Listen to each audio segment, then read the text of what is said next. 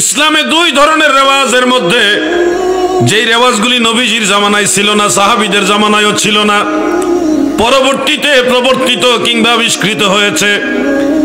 এই দুই ধরনের রেওয়াজের মধ্যে এক ধরনের রেওয়াজ সুন্নাহ বিরোধী, ইসলাম বিরোধী, শরীয়ত বিরোধী বিধায় ওই রেওয়াজটা বর্জিত, অগ্রহণযোগ্য, বিদআতে মুহাররামা, এটা কবিরা গুনাহ। যেমন গায়ে হলুদের অনুষ্ঠান, ছেলে মেয়ে নাচানাচি, আপনাদেরকে বললাম। আরেক ধরনের রেওয়াজ আছে, রীতি, কালচার, যেটা প্রিয় নবীজির জামানাতে ছিল না, সাহাবীদের জামানাতেও ছিল না, অনেক পরে এসে মুসলমানদের মাঝে এটা প্রচলিত হয়েছে। কিন্তু এটা মন্দ নয়, অকল্যাণকর নয়, ইসলাম বিরোধী নয়, শরীয়ত বিরোধী নয়, সুন্নাহ বিরোধী নয়। এরকম কিছু কালচার রয়েছে ইসলামের মধ্যে প্রচলন হয়েছে। যেমন বাংলাদেশের মুসলমান ইফতার করে, কিন্তু সুলা, বুড়ি, মুড়ি, বুট, আলুর চপ, ডালের বড়া, পেঁয়াজু মানে এগুলি দিয়ে করে। আপনারা যতই চেষ্টা করেন, সুন্নাহর মধ্যে, আল্লাহর হাবিবের আখলাক মুবারকের মধ্যে এই পেঁয়াজু দিয়া, সুলাবুর, মুড়ি দিয়া, আলুর চপ দিয়া ইফতারের কোনো দলিল নাই। কিন্তু বাংলাদেশ এটা চলে কিনা? যারা শবে বরাতের হালুয়া রুটি বিদআত বলেন, তারাও কিন্তু সুলা, মুড়ি, বুট দিয়ে ইফতার করেন।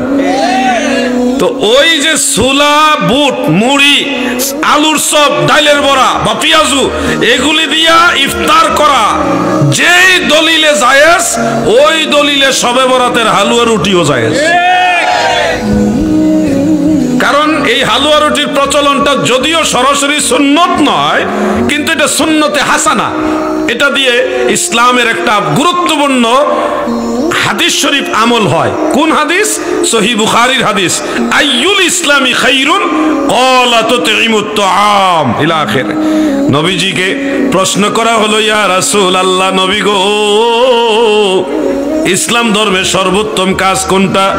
আল্লাহর হাবিব বলেছে, মানুষকে খাবার দেওয়া সর্বোত্তম কাজ। নির্দিষ্ট কোন দিনের কথা নবীজি বলেননি।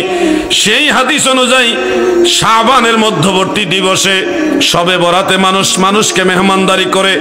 বাংলাদেশের কালচার অনুযায়ী হালুয়া রুটি এটা মানুষ পছন্দ করে।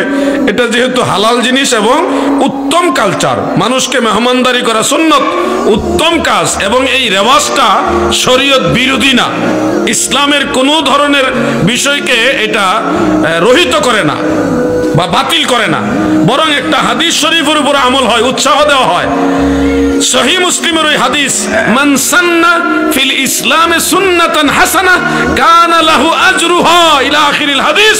আল্লাহর হাবিব বলেন, ইসলাম ধর্মে ভালো কোন রেওয়াজ যদি কেউ প্রচলন করে, এটার জন্য তার সওয়াব রয়েছে। সুবহানাল্লাহ।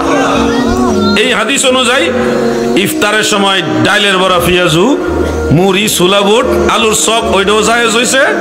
এই হাদিস দিয়া শবে বরাতের হালুয়া রুটিও জায়েজ হইছে। আরো সহজ করে দেই, আলেম ভাইরা যারা এই হালুয়া রুটি এরপরে মানতে নারাজ হন, একটু নারাজ থাকেন যে হালুয়া রুটি পছন্দ করেন না, আপনাকে বলছি ভাই, আল্লাহ রসুলের জামানায়, সাহাবীদের জামানায় ইমাম সাহেবকে 3 বেলা খাবার দেওয়া বা বেতন দেওয়া, এটা কিন্তু রেওয়াজ ছিল না।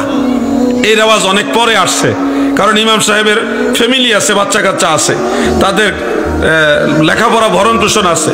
উনি যেহেতু মসজিদের দায়িত্বে আছেন, ঠিকমতো চাকরি করার বা ব্যবসা বাণিজ্য করার চান্স পান না, সময় পান না। এজন্য ওনার প্রতি মসজিদ কমিটি এহসান করেন, সহযোগিতা করেন, ওনাকে কিছু বেতন ভাতা বা হাদিয়া অথবা 3 বেলা খাবারের ব্যবস্থা ওনাকে করা হয়। এই রেওয়াজটা, এই রীতিটা সরাসরি সুন্নত নয়, সুন্নতে সাহাবাও নয়, কিন্তু এটা সুন্নতে হাসানা। ওই সহিহ মুসলিমের হাদিস অনুযায়ী এটা জায়েজ। অনেক পরে এটা প্রচলিত হয়েছে। এই ইমাম সাহেবের 3 বেলা খাওন দেওয়া যেই দলিলে জায়েজ, ওই দলিলে শবে বরাতের হালুয়া রুটিও জায়েজ।